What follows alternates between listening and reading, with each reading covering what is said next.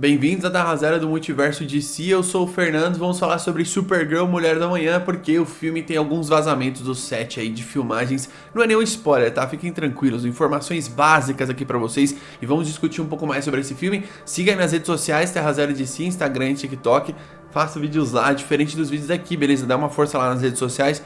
Se puder se tornar um membro com essa galera aí, tem os bate-membros e os super-membros, agradeço desde já. Embaixo do vídeo aí tem um botão escrito Seja Membro, caso você queira apoiar o canal, assim como essa galera. Muito obrigado aí aos membros do canal. Supergirl Mulher da Manhã são algumas coisas do filme, vazou na internet, algumas pessoas foram lá, filmaram com drone.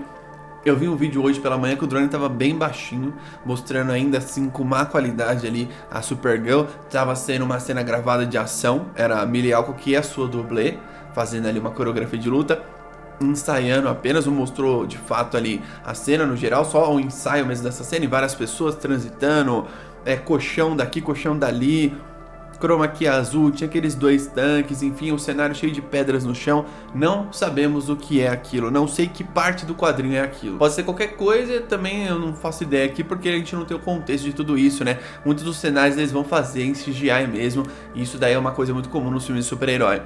Mas o personagem que tava ali com a Millie Alcock, né, com a Supergirl no set, que muita gente falou que era o Lobo, que ele tinha um visual esquisito e tal, não é o Lobo. Por que não é o Lobo? Porque pela manhã saíram novas imagens com esse personagem de novo, e o Jason Momoa falou que já gravou as suas cenas. Então se não é o Lobo, não é o Lobo aquele personagem. O Lobo já gravou coisas que provavelmente foram gravadas dentro de um estúdio. Ainda assim eu acho muito esquisito que esse personagem misterioso ele porta um machado, né? Ele tem uma roupa preta, tem tipo como se fosse uma armadura, assim, não parece realmente o Lobo, nem de longe e nem de perto.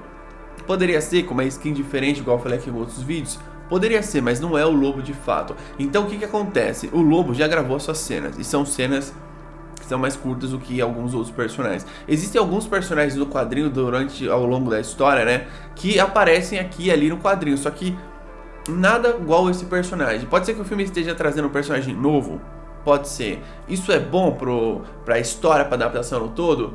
Não sei, a gente vai ter que ver só no filme. Eu sempre falei aqui, né, uma adaptação hollywoodiana, seja do mangá, seja de um filme, seja de qualquer outra coisa, um filme que eu digo um remake, né, é sempre diferente do original. Nunca é 100% igual. A DC adaptou 2 quadrinhos na sua história, que é Watchmen e V de Vingança em live action. Nenhum é 100% fiel. Não à toa que eles têm muitas críticas desses 2 filmes, sobretudo o Watchmen. Mas quando você traz aqui pro filme da Supergirl, acho que a Millie Alcock, que ela vai ter um background muito forte aí, que é a HQ, pra ela poder brilhar. Porque a Supergirl, ela precisa de uma construção sólida, porque a gente vai ver ela no resto do DCU.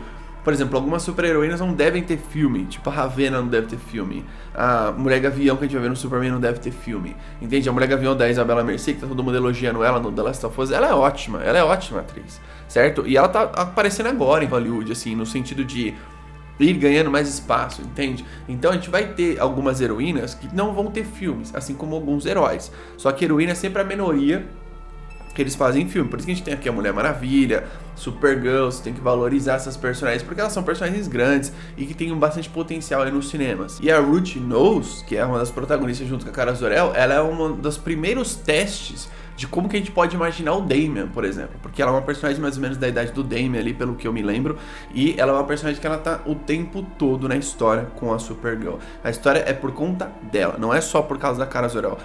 É como se fosse uma história da Ruth, que a Kara Zor-El está no meio. Então eu acho que essa troca entre as duas precisa ser bem convincente, porque às vezes você tem protagonistas que são crianças que eles não entregam tanto, porque são crianças, às vezes eles estão ali começando, não tem talento, aí só tem contato, só tem o rostinho bonito, e tem criança que é foda. Você pega o Leonardo DiCaprio, por exemplo, beleza, é um ponto fora da curva. Cara, ele criança, ele atuava demais, velho. Você falava, meu Deus do céu, velho, esse cara vai ser um ator absurdo, e ele é um ator absurdo. Então você tem algumas crianças que conseguem fazer grandes personagens. Eu esqueci o nome da atriz que vai fazer a Ruth, mas eu espero que ela brilhe bastante nesse filme. E você vê essas cenas do set, eu não consigo imaginar nenhum momento do filme.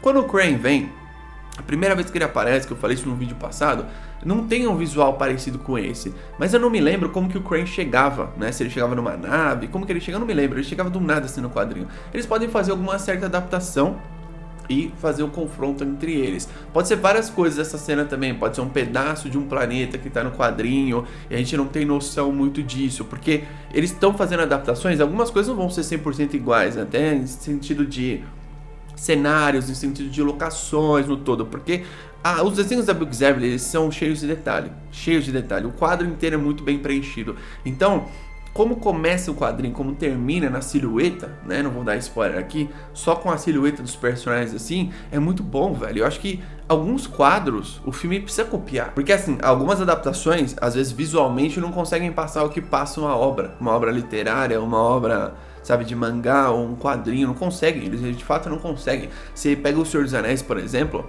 eles demoraram muito pra fazer o filme, eles têm muitas horas de extras de como que eles faziam, atores se machucaram, é um projeto de paixão, né? Você vê que tá todo mundo ali 100% envolvido, e tipo, não é só aquela adaptação porque vai dar dinheiro porque a história é boa, não, você tem que adaptar direito, você tem todos os detalhes, né? Como que você vai filmar Galadriel, como que você vai filmar, né, todo o lance do arco dele, como que você vai fazer o Legolas ser mais crível, né? Aí você faz algumas cenas meio absurdas, né? Igual das duas torres, né? Que ele desliza ali na escada, vai atirando flecha. Tem algumas coisas que você traz pro lado mais cinematográfico, só que uma adaptação tipo Supergirl Mulher do Amanhã, ela precisa ser quase que literal pra ela funcionar, até porque ela é muito simples. Não é uma super história, super cabeça, não, ela é muito simples. Eu acho que o filme pode agregar em vários aspectos, por exemplo, se você copiar os quadros dos desenhos com a coloração ali do quadrinho, você tá feito, porque primeiro que assim, o quadrinho ele é o que ele é por dois motivos, a história é boa e o visual, é um conjunto. Às vezes você tem uma história que é muito foda e a arte é mais ou menos. Às vezes você tem uma arte muito foda e a história é mais ou menos. Qual que é o meu medo da adaptação? Do roteiro não simplificar a história. Como esse roteiro passou por uma aprovação, inclusive o Tom King é uma das pessoas que aprova o roteiro, né? Na verdade quem aprova mesmo é o James Gunn e o Peter Safran, mas o Tom King escreveu o roteiro original do quadrinho e ele deve ter visto provavelmente o roteiro da Ana Nogueira. Então eu acho que ele provavelmente aprovou, senão ele não ia falar não pro James Gunn, tipo, ele ia chegar e falar, pô, acho que deveria ser de outro jeito, vou lá dar um toque pra ela, eu gostaria de ter feito isso. Como ele fez o roteiro do quadrinho, ele trabalha no DC Studios, ele deve ter tido uma conversa com a Ana Nogueira, deve ter passado algum tempo ali com ela, falando, olha, a minha ideia inicial era essa, quando eu fui colocar o lobo, talvez a inserção do lobo no filme seja a ideia inicial do Tom King lá atrás, que ele não conseguiu implantar no quadrinho, ele deixou de lado uma ideia. Às vezes você escreve um roteiro, você vai polir no roteiro e você vai tirando algumas coisas, fala, putz, isso aqui tá meio, sei lá, não precisa disso, entende? Talvez o lobo teria sido, sei lá, iniciado na história, né, aparecido em algum momento da história ali, em um planeta específico no qual tem aquele momento que elas vão indo para vários planetas, vai vendo várias coisas diferentes, e ali, algum planeta ele deveria ter aparecido ali, sabe? Eles falam, não, tira esse personagem, não precisa disso, pra deixar uma história mais focada nas duas. Só que o que eu espero que o filme não faça, simplifique a história, até porque eu acho que não tem como fazer isso. O quadrinho é simples, é uma história simples, é uma história direta e reta. Você tem os personagens indo do ponto A até o ponto B, só que aí você tem o lance tipo assim, vamos atrás desse maluco, vamos atrás do Crane na Colina Amarela. E elas, em alguns momentos elas não vão encontrando, mas elas estão procurando. Então é um quadrinho de vingança. Só que a Supergirl ela tá ali, quem já leu o quadrinho, pra segurar a Ruth, pra falar assim, você não vai fazer merda, por isso que eu vou com você, né? Quando você pega e vê lá no final, você já acha muito foda, mas eu penso que a adaptação ela precisa ser pelo menos 80% fiel. Se ela for pelo menos 80% fiel, é pelo menos uma garantia de um ótimo filme. E dá pra ser um filme espetacular da Supergirl, de verdade mesmo. Pra ser melhor que o Superman, melhor do que várias outras produções. Não fico contando por... esse filme tem que ser melhor do que esse, mas o normal é ser melhor. Só que eu digo assim, a adaptação precisa ser boa, a adaptação precisa ser incrível. Você precisa ver o quadrinho ganhando vida em tela. E esse personagem, pra finalizar o vídeo aqui, ele é um personagem que deve estar no meio da história. Eu achava que poderia ser o Bárbaro lá do bar, só que o Bárbaro ele aparece no bar, depois ele aparece com o Crane na primeira aparição do Crane, depois você não vê mais ele no quadrinho. Não sei se vai ser isso. Espero que eles consigam adaptar essa história de uma maneira digna e que seja uma baita de uma história. Se for bastante fiel, velho, vocês vão ver um filmaço da Supergirl, porque o quadrinho ele é cinematográfico, né? Igual a Books Everly fala, visualmente ele é muito poético. Você vê os quadros assim e fala, meu Deus, mas isso aqui no cinema, e é um negócio de, tipo assim, você pirar a cabeça mesmo. Você fala, caramba, isso aqui vai ser muito louco, velho. E primeiro filme da DC, inteiramente no espaço, o quadrinho inteiro é no espaço, desde a primeira página até a última. Deixa nos comentários sua opinião. Qual personagem você acha que deve ser esse daí que tava acompanhado com a Supergirl? Vocês viram as imagens, né? Vocês viram, né? Vazada. Eu não posso postar aqui, senão vai dar ruim aqui no canal. Não quero sofrer talvez um strike ou coisa pior, mas o que vocês acham aí desse personagem? Qual é o personagem que vocês acham que está ao lado da Supergirl? Porque foi confirmado que não é o Lobo. Se ele apareceu apareceu acho que ontem, o Jason Momoa já tinha avisado que terminou as gravações.